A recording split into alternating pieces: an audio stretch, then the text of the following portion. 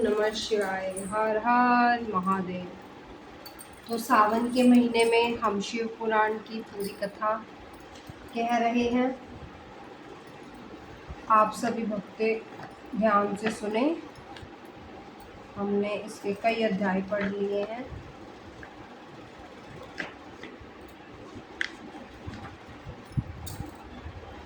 अब हम 15वां अध्याय तारकासुर का जन्म व उसका तप।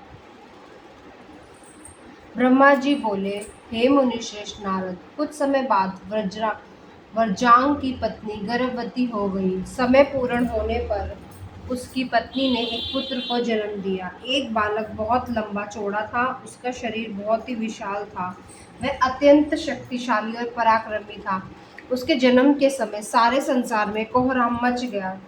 चारों ओर उपद्रव होने लगे। अचानक में भयानक बिजलियां चमकने लगी तथा चारों दिशाओं में भयानक गर्जनाएं होने लगी। धरती पर भूकंप आ गया, पहाड़ कांपने लगे, नदी सरोवर का जल जोर जोर से उछलने लगा, चारों ओर आंधियां चलने लगी। सूर्य ऐसे अशुभ लक्षणों को देखते हुए कश्यप मुनि ने उसका नाम तारक रखा। तारक का शरीर और बड़ा हो गया।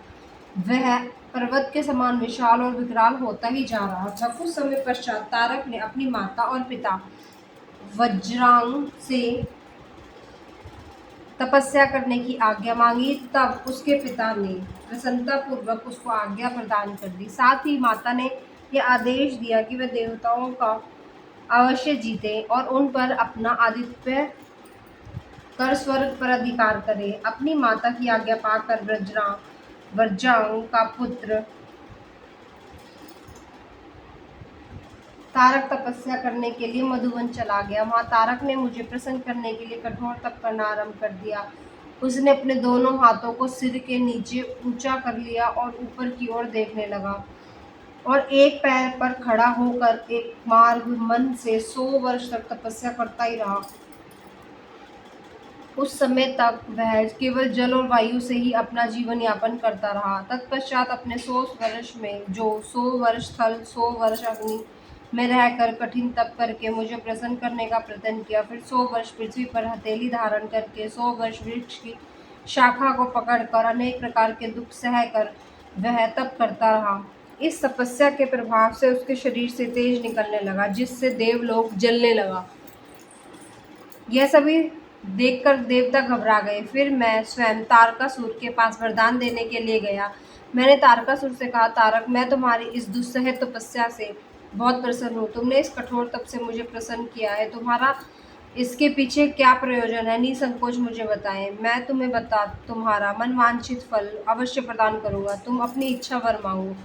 ब्रह्मा जी ने इन वचनों को सुनकर तारकासुर उनकी स्तुति करने लगा। तत्पश्चात वह बोला, हे विधाता, हे ब्रह्मा जी, अगर आप मेरी तपस्या से प्रसन्न होकर मुझे वरदान देना चाहते हैं तो प्रभु मुझे पहला वर यह दे कि आपके द्वारा बनाई गई इस सृष्टि में मेरे समान कोई भी तेजवान और बलवान ना हो।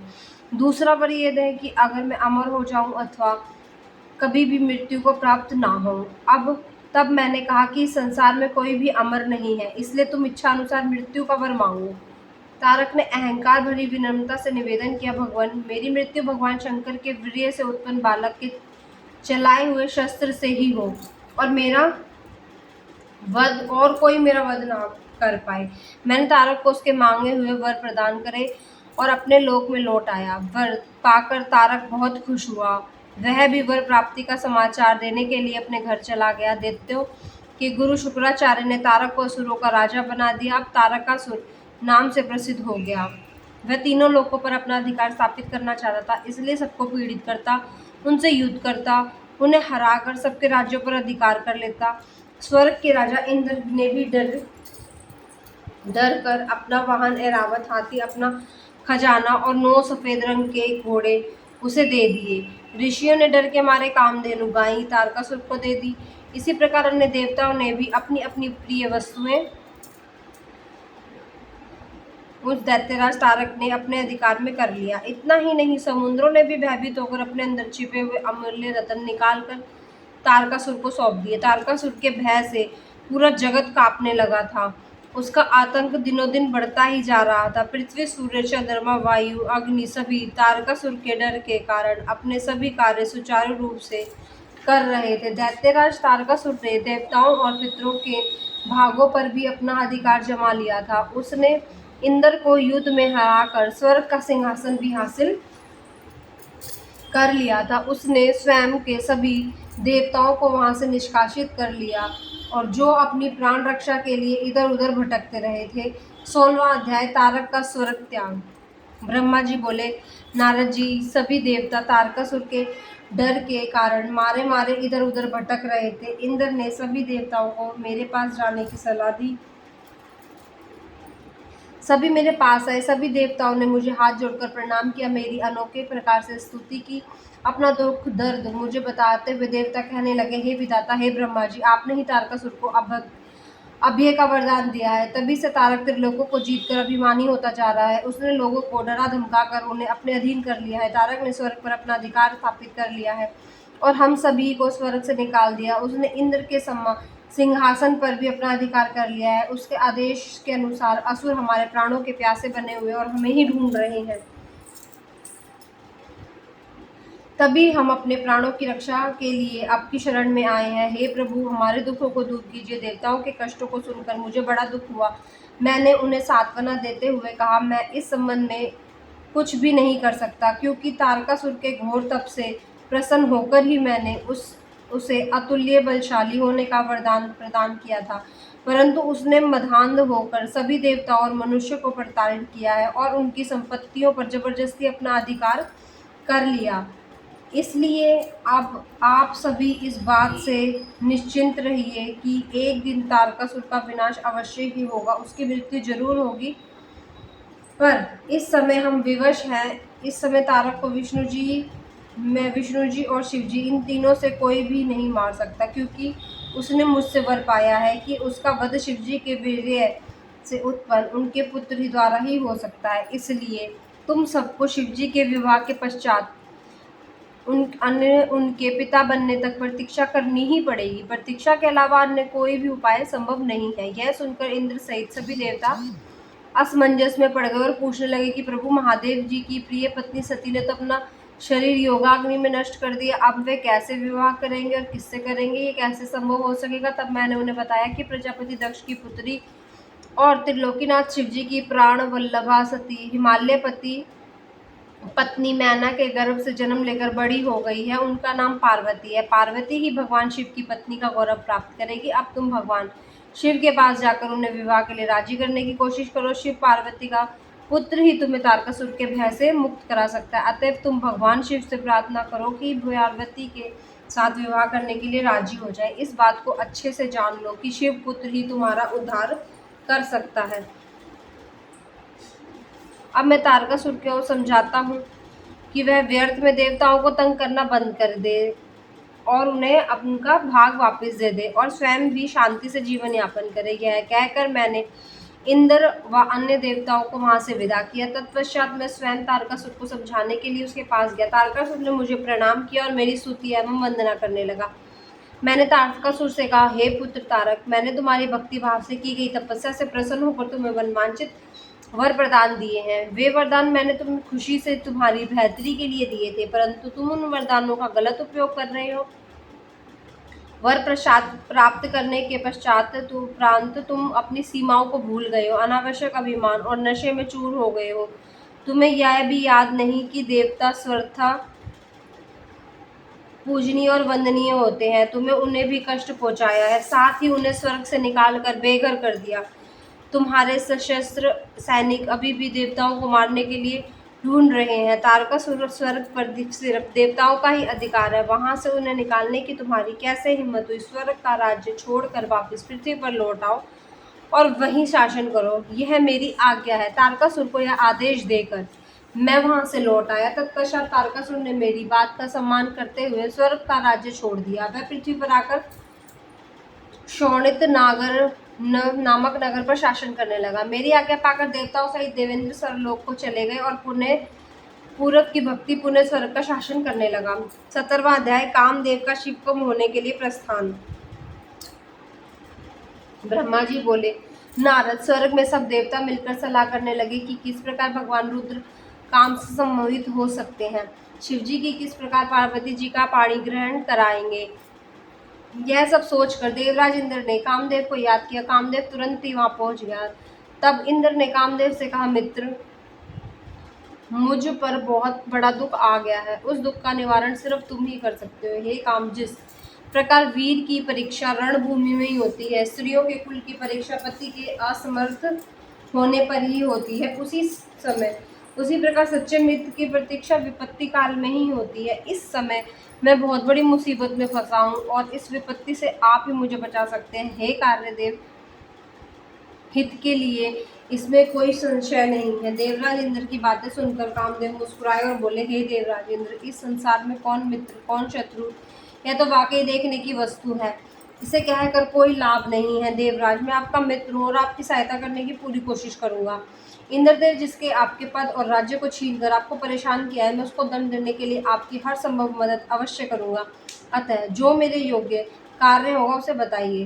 कामदेव के कथन अनुसार इंद्रदेव बड़े प्रसन्न हुए और उनसे बोले, हे तात, मैं जो कहना चाहता हूँ उसे सिर्फ आप ही पूरा कर सकते हैं। आपके अतिरिक्त कोई भी नहीं कर सकता। तारक नाम का एक प्रसिद्ध दैत्य है। तारक ने ब्रह्मा जी को घोर तपस्या करके वरदान प्राप्त किया। तारक अजय हो गया और वह पूर्णतः निश्चिंत होकर पूरे संसार को कष्ट दे रहा है। वह धर्म का नाश करने को आतुर है।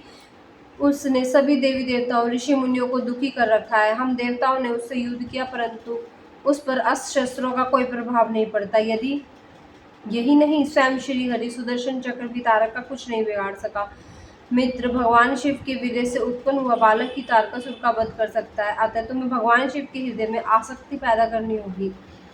भगवान शंकर इस समय हिमालय पर्वत पर तपस्या कर रहे हैं और देवी पार्वती अपनी सखियों के साथ मिलकर महादेव जी की सेवा कर रही है। ऐसा करने के पीछे देवी पार्वती का उद्देश्य प्रभु शिव को पति के रूप में प्राप्त करना है, परंतु भगवान शिव तो परम योगी हैं, उनका मन सदैव उनके वश में है। हे कामदेव, आप कुछ ऐसा उपाय करें कि भगवान शंकर के हृदय में पार्वती का निवास हो जाए और वे उन्हें अपनी प्राण वल्लभा बना उनका पाणी ग्रहण कर ले। आप कुछ ऐसा करें ताकि जिससे देवताओं के सभी कष्ट दूर हो जाए और हम सभी को तारकासुर नामक दैत्य से छुटकारा मिल जाए। यदि कामदेव आप ऐसा करने में सफल हो जाएंगे तो हम सदैव आपकी आभारी रहेंगे। ब्रह्मा जी बोले, नारद, देवराज इंद्र के कथन को सुनकर कामदेव का मुख प्रसन्नता से खिल गया। तब कामदेव देवराज से कहने लगे, मैं इस कार्य को अवश्य करूंगा। इंद्रदेव को कार्य करने के आश्वासन देकर कामदेव अपनी पत्नी रति और वसंत को अपने साथ लेकर हिमालय पर्वत पर चल दिए, जहाँ शिवजी तपस्या कर रहे थे। 18वां अध्याय, कामदेव का भस्म होना। ब्रह्मा जी बोले, हे मुनि नारद, कामदेव अपनी पत्नी रति और वसंत ऋतु को अपने साथ लेकर हिमालय पर्वत पर पहुंचे, जहाँ त्रिलोकीनाथ भगवान शिव शंकर तपस्या करने में मगन थे। कामदेव ने शिवजी पर बाण चलाए। उन बाणों के प्रभाव से शिवजी के हृदय में देवी पार्वती के प्रति आकर्षण होने लगा और उनका ध्यान तपस्या से हटने लगा। ऐसी स्थिति देखी महायोगी शिव अत्यंत आश्चर्यचकित हुए और मन में सोचने लगे, मैं क्यों अपना ध्यान एकत्रित नहीं कर पा रहा हूँ, मेरी तपस्या में यह विघ्न कैसा आ रहा है। अपने मन में यह सोचकर भगवान शिव इधर उधर चारों ओर देखने लगे। जब महादेव की दृष्टि पड़ी तो दिशाओं पर पड़ी तो वे भी डर के मारे कांपने लगे। तभी शिव की दृष्टि सामने छिपे हुए कामदेव पर पड़ी। उस समय कामा पुण्य बाण छोड़ने वाले थे। उन्हें देखते ही शिव को बहुत क्रोध आ गया। इतने में काम ने अपना बाण छोड़ दिया, परंतु क्रोधित हुए शिव पर उसका कोई प्रभाव नहीं हो सका। यह बाण शिवजी के पास आते ही शांत हो गया। तब अपने बाण को बेकार हुआ देख कामदेव डरने से कांपने लगे और इंद्र देवताओं का याद करने लगे। सभी देवतागण वहां पहुंच गए और महादेव जी को प्रणाम करके अपनी उनकी भक्ति भाव से स्तुति करने लगे। जब देवतागण उनकी स्तुति कर रहे थे तब भगवान शिव के मस्तक के बीचों बीच तीसरा नेत्र खुला और उसमें से आग निकलने लगी। वह आग आकाश के ऊपर उड़ी और अगले ही पल पृथ्वी पर गिर पड़ी। फिर चारों ओर गोले घूमने लगे। इससे पूर्व की इंद्रदेव और अन्य देवता भगवान से क्षमा याचना कर पाते, उस आग ने वहां खड़े कामदेव को जलाकर भस्म कर दिया। कामदेव के मर जाने से देवताओं को बड़ी निराशा दुख हुआ।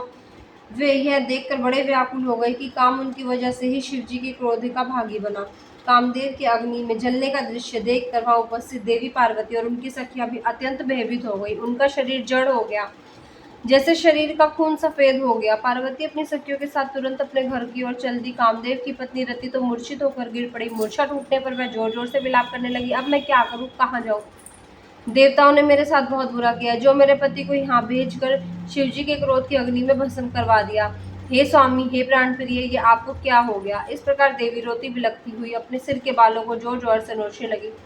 उनके करुण क्रुदन को सुनकर समस्त चराचर जीव भी अत्यंत दुखी हो गए। तत्पश्चात इंद्र आदि देवता वहां देवी रति को धैर्य देते हुए समझाने लगे। देवता बोले, हे देवी, आप अपने पति कामदेव के शरीर की भस्म का थोड़ा सा अंश अपने पास रख लो और अनावश्यक भय से मुक्त हो जाओ।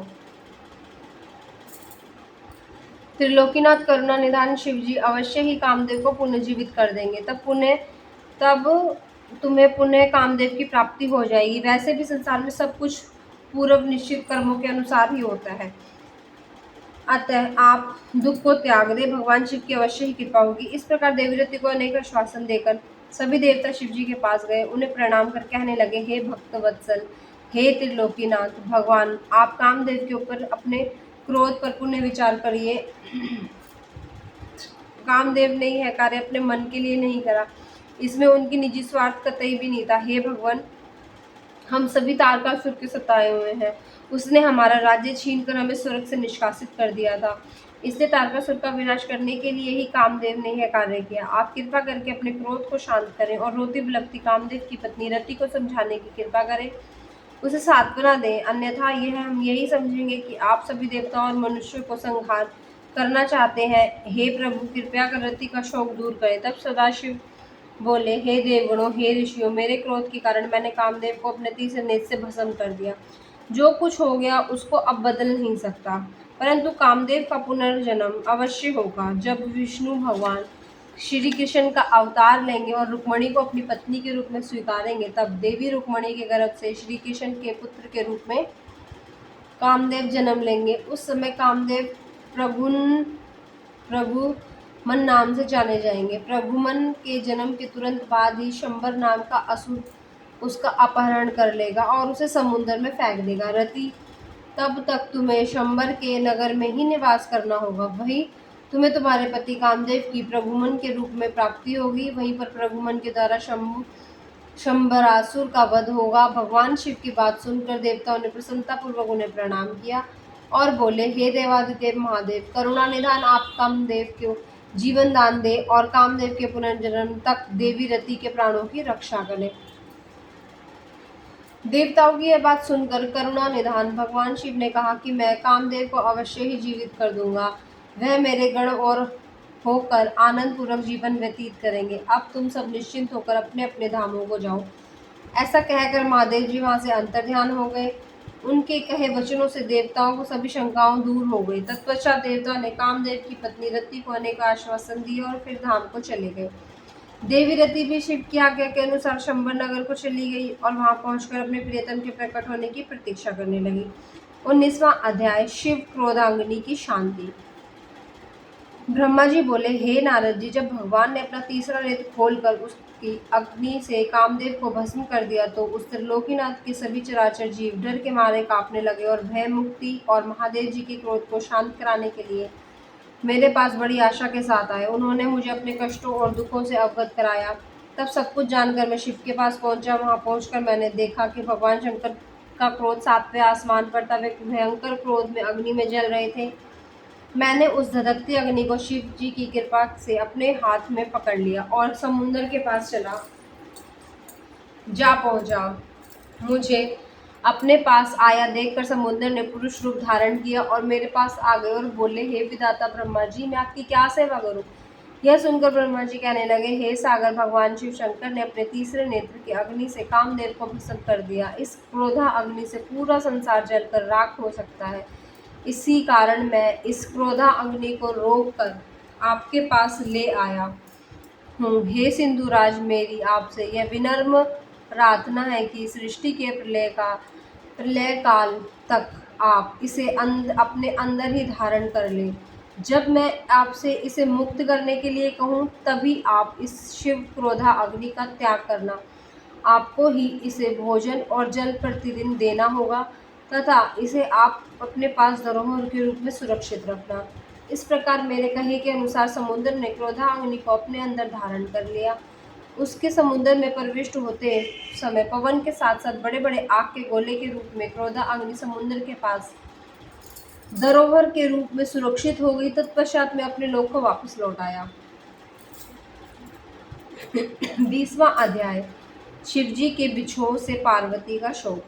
ब्रह्मा जी कहते हैं, नारद, जब भगवान शिव ने अपना तीसरा नेत्र खोलकर उसकी अग्नि से कामदेव को भस्म कर दिया था, तब मैंने उस क्रोधाग्नि से भयभीत देवताओं सहित सभी प्राणियों को भय से मुक्त कराने के लिए उस अग्नि को शिव की आज्ञा से पकड़ लिया और उसे लेकर समुद्र तट को चला गया। समुद्र का क्रोधाग्नि सौंपकर मैं वापस लौटा, तब पूरा जगत भयमुक्त होकर पहले की भांति प्रसन्न हो गया। नारद जी ने ब्रह्मा जी से पूछा, हे दयानिधि, आप मुझे बताइए कि कामदेव के भस्म हो जाने पर पार्वती देवी ने क्या किया? वे अपनी सखियों के साथ कहाँ गई? हे प्रभु, कृपया मुझे बताइए। नारद जी के ऐसे वचन सुनकर ब्रह्मा जी बोले, भगवान शंकर के तीसरे नेत्र उत्पन्न अग्नि ने जब कामदेव को जलाकर भस्म कर दिया, तब पूरा आकाश गूंजने लगा। यह दृश्य देखकर देवी पार्वती ने उनकी सखियां डर कर और आग घर चली गई। वहां पहुंचकर पार्वती ने भी सारा हाल अपने माता पिता को सुनाया, जिसे सुनकर बड़ा आश्चर्य हुआ।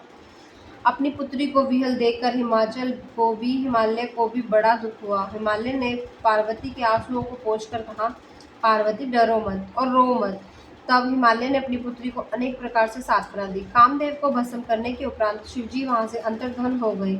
तब शिवजी को वहां न पाकर पार्वती अत्यंत व्याकुल हो गई। उनकी नींद और चैन जाते रहे। वे दुखी और बेचैन रहने लगी। उन्होंने कभी भी सुख शांति का अनुभव नहीं होता था। तब उन्हें अपने रूप के प्रति भी शंका होती थी। पार्वती सोचती थी, क्यों मैंने अपनी सखियों द्वारा समझ जाने पर भी कभी ध्यान नहीं दिया। देवी पार्वती सोते जागते, खाते पीते, नहाते धोते, चलते फिरते और अपनी सखियों के साथ होते हुए भी सिर्फ महादेव जी का ही ध्यान और चिंतन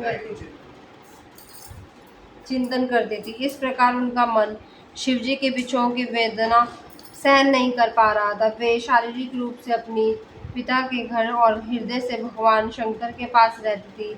शोक में डूबी पार्वती बार बार मूर्छित हो जाती। इससे गिरिराज, हिमालय और उनकी पत्नी मैना बहुत दुखी रहते थे।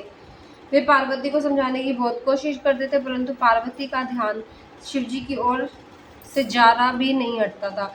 हे देवर्षि नारद, एक दिन देवराज इंद्र की इच्छा से आप घूमते हुए हिमालय पर्वत पर आए। तब शैलराज हिमालय ने आपका बहुत आदर सत्कार किया और आपका कुशल मंगल पूछा। आपको उत्तम आसन पर बिठाया। हिमालय ने सारा वृतांत सुनाया। हिमालय ने बताया कि पार्वती जी ने महादेव जी की सेवा आरंभ की। इसके बाद अपनी पुत्री को शिव पूजन के से लेकर कामदेव के भस्म होने तक की सारी बात बताई। यह सुनकर अब गिरिराज जी हिमालय ने से कहा कि आप भगवान शिव का भजन करें। तत्पश्चात हिमालय से विदा लेकर आप एकांत में गुमसुम बैठी देवी पार्वती के पास आ गए। तब उनका हित करने की इच्छा से आपने उन्हें इस प्रकार सत्य वचन कहे। आपने कहा, हे पार्वती, तुम मेरी बातें ध्यान पूर्वक सुनो। तुम्हारी यह दशा देखकर ही मैं तुमसे बात करने के लिए आया हूँ। तुमने हिमालय पर्वत पर पधारे महादेव जी की सेवा की, परंतु तुम्हारे मन में कहीं न कहीं अहंकार का वास हो गया था। शिव भक्त वत्सल है। वे अपने भक्तों पर सदैव अपनी कृपा दृष्टि बनाए रखते हैं। वे विरक्त और महायोगी है। तुम्हारे अंदर उत्पन्न हुए अभिमान को तोड़ने के लिए सदाशिव ने ऐसा ही किया। अतः तुम उन्हें तपस्या द्वारा प्रसन्न करके प्रयत्न करो। तुम चिरकाल तक उत्तम भक्ति से तपस्या करो। तुम्हारी तपस्या से प्रसन्न होकर महादेव जी निश्चय ही तुम्हारे अपनी सहधर्मिणी बनाना स्वीकार करेंगे। यही शिव जी को पति रूप में प्राप्त करने का एकमात्र साधन है। हे नारद, आपकी यह बात सुनकर देवी शिवा हर्षित होकर बोली, हे मुनिश्रेष्ठ, आप सब कुछ जानने वाले, इस जगत का उपकार करने वाले हैं। अतः आप शिव जी की आराधना के लिए मुझे कोई मंत्र बताइए। तब आपने पार्वती जी को पंचाक्षर शिव मंत्र ओम नमः शिवाय का विधि पूर्वक उपदेश दिया। इसके प्रभाव का वर्णन करने के लिए आपने कहा, यह मंत्र सब मंत्रों का राजा है। यह सभी कामनाओं को पूरी करने वाला है। यह मंत्र भगवान शिव को बहुत प्यारा है। यह साधक को भोग और मोक्ष प्रदान करने वाला है। इस पंचाक्षर मंत्र के विधि पूर्वक नियम पूर्वक जाप करने से शिव जी के साक्षात दर्शन होते हैं। देवी, इस मंत्र का विधि पूर्वक जाप करने से तुम्हारे आराध्य देव करुणा निधान भगवान शिव शीघ्र ही तुम्हारे समक्ष कष्ट को प्रकट हो जाएंगे। अतः तुम शुद्ध हृदय से शिव जी के चरणों का चिंतन करती हुई इस मंत्र का जाप करो। इससे तुम्हारे आराध्य देव संतुष्ट होकर तुम्हारे दर्शन देंगे। अब देवी पार्वती तुम इस मंत्र को जपते हुए शिव जी की तपस्या करो, इससे महादेव जी वश में हो जाते हैं। उत्तम भाव से की गई तपस्या से ही मनोवांछित फलों की प्राप्ति होती है। ब्रह्मा जी बोले, नारद तुम भगवान शिव के प्रिय भक्त हो, तुम अपनी इच्छा अनुसार जगत में भ्रमण करते हो। तुमने देवी पार्वती को सभी कुछ समझाकर देवताओं के हित का कार्य किया। तत्पश्चात तुम स्वर्गलोक को चले गए। तुम्हारी बात सुनकर देवी पार्वती बहुत प्रसन्न हुई।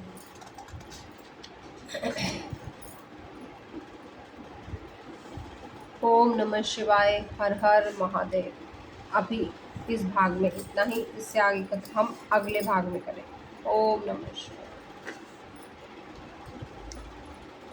ओम नमः शिवाय। हर हर महादेव।